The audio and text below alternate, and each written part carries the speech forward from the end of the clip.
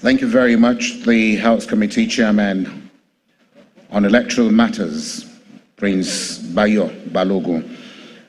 The next goodwill message, very distinguished ladies and gentlemen, is going to be coming from the man whose organization has given very enormous and immense support to this program. I'm talking about the Executive Director, YIAGA Africa. Please join me in welcoming to the podium for his goodwill message, Samson Itodo. Please a warm round of applause for him, please.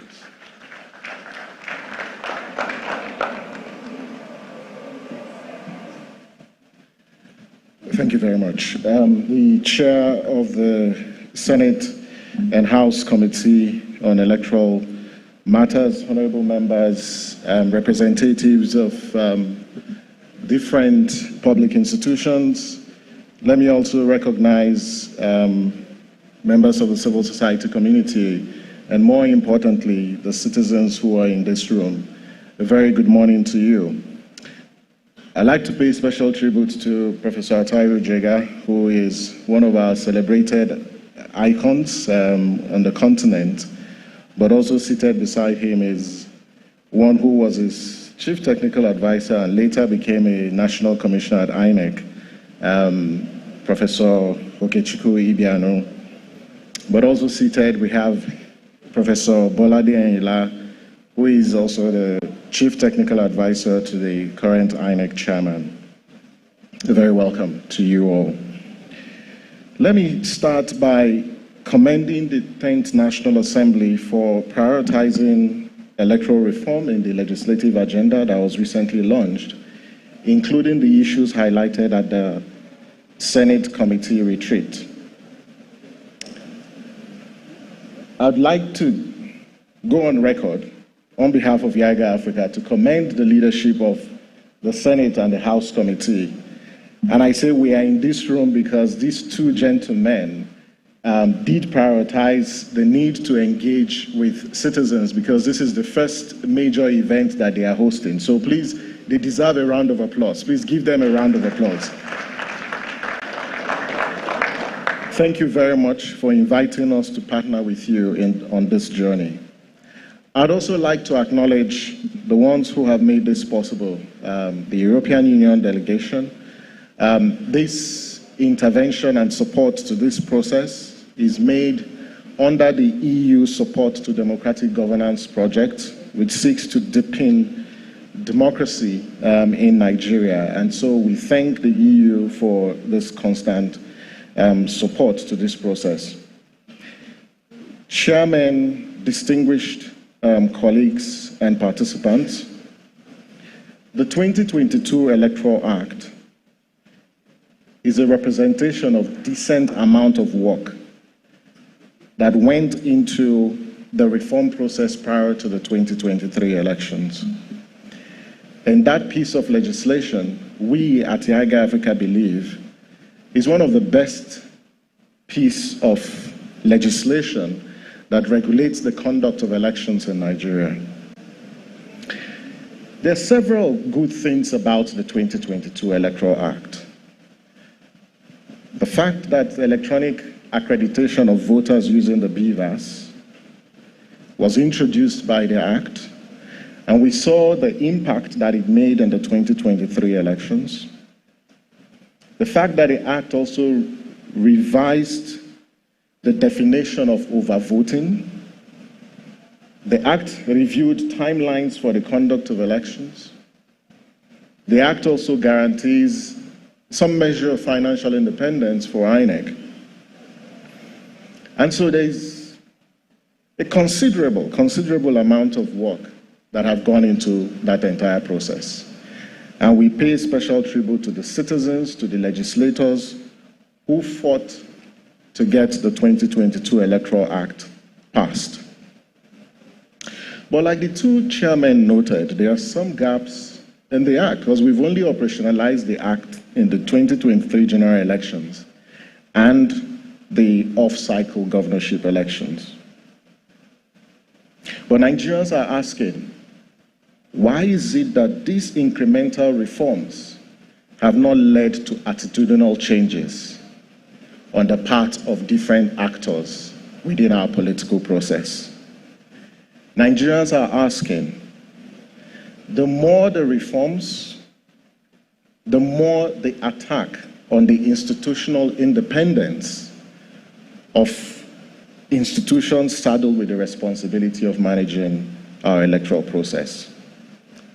Nigerians are also asking, why is it that we have incremental reforms, but there is an erosion of public trust in the electoral process?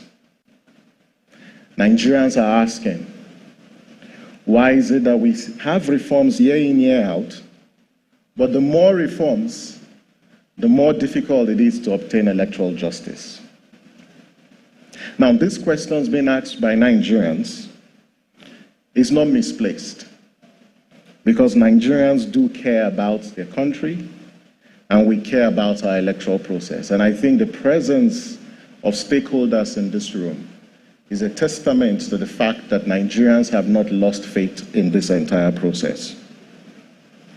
As we prepared for this town hall, a lot of people ask questions, why should we engage this process any further? And this is our response to you,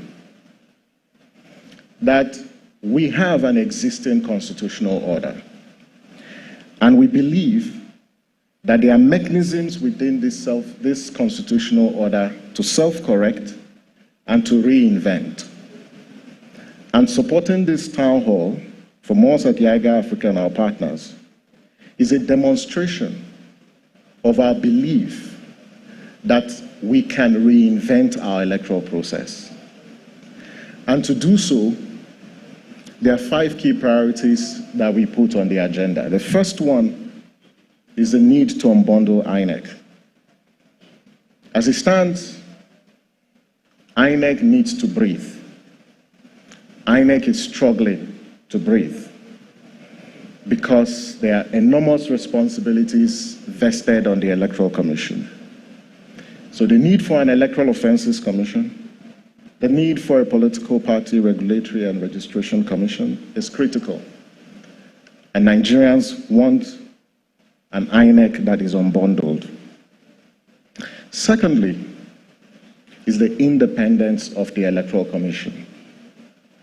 Nigerians are demanding that the appointment process of national commissioners and resident electoral commissioners needs to be revised, because you can't have an electoral commission where the current legal framework allows, the appointment of certain partisan individuals to be appointed into INEC.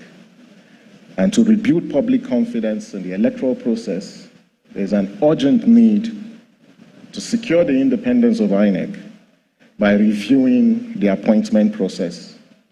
And there are reports of committees, there are reports from both local and international observers on how the commission should be constituted. Thirdly, Nigerians are also demanding that the timelines for conducting or concluding election petitions needs to be reviewed, that all election petitions should be concluded before the swearing in. Nigerians are also requesting and demanding that there is need to make electronic transmission of results mandatory. Nigerians are also asking that diaspora voting, early voting for critical stakeholders in our electoral process, such as INEC officials, election observers, security agents, and all officials who are on election duty on election day should be able to cast their votes, including prisoners or inmates. We believe that the current approach adopted by the committee is a welcomed approach. It's good that we are starting early, but it is important that as we think about the issues to be reformed in our electoral process. The distinguished senator and the honorable member and all the representatives of the principal officers of the National Assembly, we hope that these reforms will lead to attitudinal changes on the part of our political class. We hope that these reforms will deepen the independence of our democratic institutions, but that these reforms would also protect the voting rights of citizens. And from us, we congratulate you on this initiative, and again do pledge our continuous support. I want to once again thank you for the invitation to partner on this, and we wish us a successful town hall. Thank you very much.